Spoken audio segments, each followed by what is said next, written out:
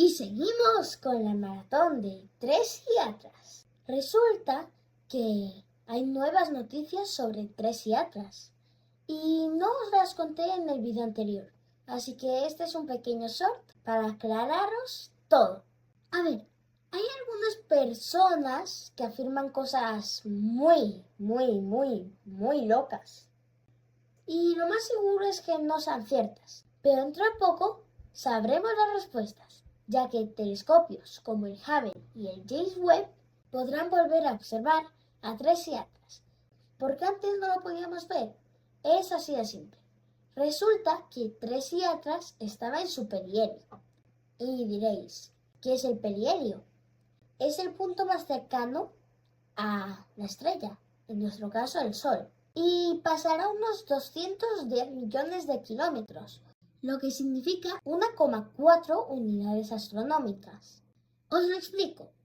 Una unidad astronómica es la distancia que hay del Sol a la Tierra, que son unos 149 millones de kilómetros. Lo más loco de este turista galáctico es su anticola, que hace unos días atrás apuntaba en dirección hacia el Sol y ahora se parece más a una cola de un cometa normal y corriente.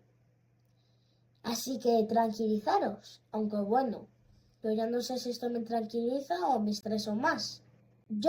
Mi opinión es que es por culpa de la presión de la radiación, ya que ahora está más cerca del Sol, y además también creo que es por su composición, que sabemos que es un cometa muy antiguo.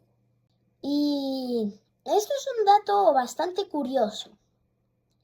Este cometa es tan antiguo que cuando entró a la nube de Oort, donde se encuentran todos los objetos transneptunianos, en la Tierra ni siquiera se había inventado la rueda. ¿Os lo podéis creer?